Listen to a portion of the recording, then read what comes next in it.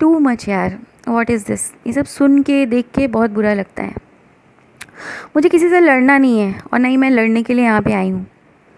काफ़ी हर्ट हूँ सब चीज़ें जो कुछ भी हो रही हैं, तो बस यही कि सोचा कि चलो सबसे शेयर करती हूँ। मैं सिर्फ अपनी बात रखना चाहती हूँ और कुछ भी नहीं। हाँ, मैं किसी को यहाँ पर दिल दुखाने के उद्देश्य से, आहत करने के उद्देश्य से नहीं आई हुई हूँ, नहीं बैठी हूँ, नहीं बात कर रही हूँ। मुझे ये सब कुछ पसंद नहीं है, सिर्फ अपनी बात शेयर कर रही हूँ। कुछ क्वेश्चंस हैं, मतलब वो आप सबके सामने रखना चाहती हूँ। अगर ठीक लगे तो आंसर कीजिए, नहीं ठीक लगे तो मत आंसर कीजिए, ठीक है। बट किसी को हर्ट होने की ज़रूरत नहीं है। सबसे पहले मी टू पे बात करते हैं। मी टू का ये कुछ समय से हल्ला बोल चल रहा है, ठीक है। अब इसमें भी देखिए, अपने हिसाब से, अपने सहूलियत के हिसाब से इस मी टू का इस्तेमाल किया जाता है, ठीक है। फर्स्ट ऑफ ऑल तो ये बॉम्बे है, मुंबई है। नंबर 2 ये फिल्म इंडस्ट्री है, ठीक है। कोई छोटा गांव तबका या ऐसी कोई चीज़ नहीं है।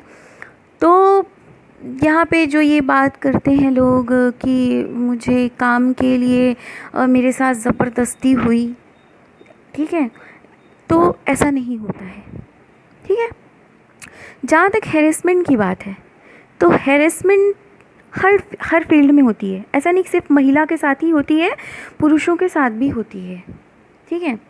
और बिल्कुल उसकी कंप्लेन करनी चाहिए और उस पर सख्त कदम उठाए जाने चाहिए। बिल्कुल मैं उस चीज़ के फेवर में हूँ। लेकिन जो मुझे बात समझ में नहीं आती है वो ये है कि आज से कई साल पहले आपको हैरेस किया गया किसी डायरेक्टर या प्रोड्यूसर के थ्रू, ठीक है।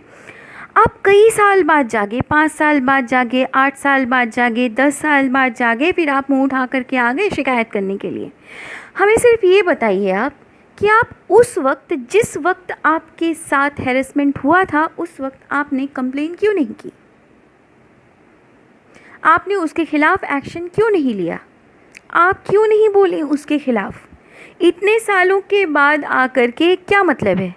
एक ही मतलब है ना, चीप पब्लिसिटी, ठीक है। कमज़ोर लोग सिर्फ इसी से अपना वर्चस्व बना सकते हैं, जैसा उनको लगता है, पर इससे कुछ होता नहीं है। क्षणिक चीज़ें होती हैं, क्षणिक आपको लोग जान जाते हैं, बट जिसमें टैलेंट नहीं होता है, जिसमें कोई बात नहीं होती है, उसको लोग नहीं जानते हैं, ठीक है। थोड़े समय का आप लुफ्त उठा लीजिए मी टू के नाम से। अब एक सवाल है मेरा पायल घोष जी से, कि जिन्होंने अभी अनुराग कश्यप जी, जो हमारे फिल्म इंडस्ट्री के जाने माने प्रोड्यूसर, डायरेक्टर, राइटर सभी कुछ हैं, उन्होंने अच्छी अच्छी फिल्में दी हैं हमारे इंडियन फिल्म इंडस्ट्री को। बहुत ही टैलेंटेड है, बहुत ही इंटेलिजेंट है, मुझे बताने की ज़रूरत नहीं, पूरी दुनिया जानती है, ठीक है। चलिए माना कि उन्होंने पायल घोष को हैरेस किया, बट पायल घोष इतने सालों के बाद क्यों आई? उस वक्त उन्होंने क्यों नहीं अनुराग जी की कंप्लेन की?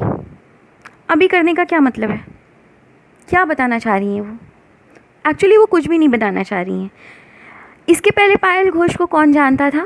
कोई नहीं जानता था, लेकिन अभी कुछ लोग जानने लग गए हैं। आजकल किसी के पास कोई काम है भी नहीं, सब लोग घर पे बैठे हुए हैं, खाली हैं, न्यूज़ देख रहे हैं। हाँ भाई, पायल घोष हैं, कुछ ना कुछ तो कहीं इधर उधर उनका हो ही जाएगा। लोग एटलीस्ट जान तो गए, थोड़ा सा मिल तो गया ही फेम, गंदा वाला, ठीक है। मेरा सिर्फ एक सवाल है पायल घोष जी से, अगर वो मेरा ये वीडियो देख पाती हैं, देख पा रही हैं या देखती हैं, तो मैं सिर्फ ये पूछना चाहती हूँ कि जिस वक्त उनके साथ हैरेसमेंट हुआ था, उस वक्त उन्होंने गुहार क्यों नहीं लगाई? और इतने सालों के बाद आज वो अबला असहाय नारी बन कर के क्या जताना चाहती हैं? इसका सवाल तो बनता है ना बॉस।